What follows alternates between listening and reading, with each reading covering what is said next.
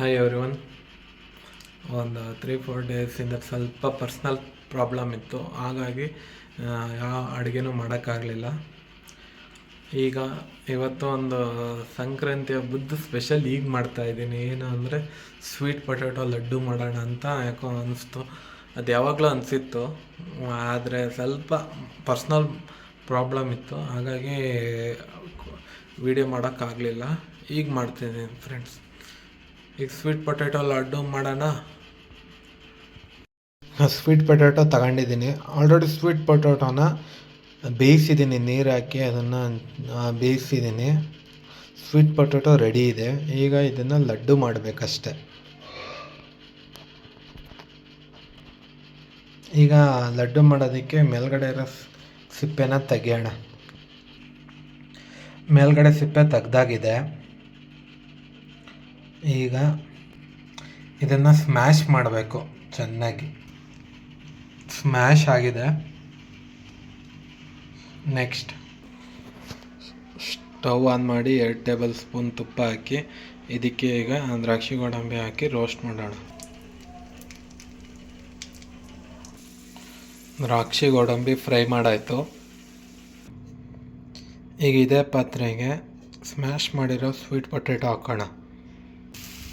ಈಗ ಇದಕ್ಕೆ ಸ್ವಲ್ಪ 1/2 ಕಪ್ಪಷ್ಟು ಕೊಕೊನಟ್ ಪೌಡರ್, ಇದೆಲ್ಲ ಅಲ್ಲಾಡ್ಸಾದ್ಮೇಲೆ ಸ್ಟವ್ ಮೀಡಿಯಮ್ ಫ್ಲೇಮಲ್ಲೇ ಇರಬೇಕು, ಜಾಸ್ತಿ ಹೈ ಫ್ಲೇಮಲ್ಲಿ ಮಾಡಬೇಡಿ. ಈಗ ಆಗಾಯ್ತಲ್ಲ, ಇವೆಲ್ಲ ಸ್ಮ್ಯಾಶ್ ಆಗಿ ಅಲ್ಲಾಡ್ಸಾದ್ಮೇಲೆ ಈಗ ಸ್ಟವ್ನ ಆಫ್ ಮಾಡ್ತಾಯಿದ್ದೀನಿ. ಸ್ಟವ್ನ ಆಫ್ ಮಾಡಾದ್ಮೇಲೆ ಆವಾಗಲೇ ದ್ರಾಕ್ಷಿ ಗೋಡಂಬಿನ ಫ್ರೈ ಮಾಡಿದ್ನಲ್ಲ, ಅದು ಹಾಕ್ತಾಯಿದ್ದೀನಿ.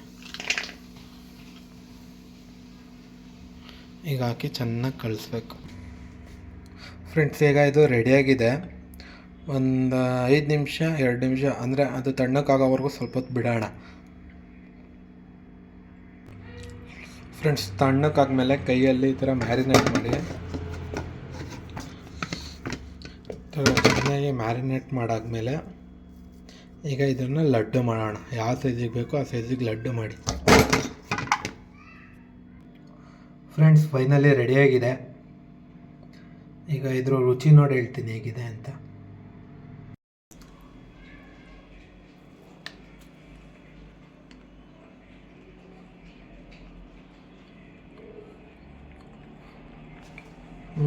ಫ್ರೆಂಡ್ಸ್ ಚೆನ್ನಾಗಿದೆ.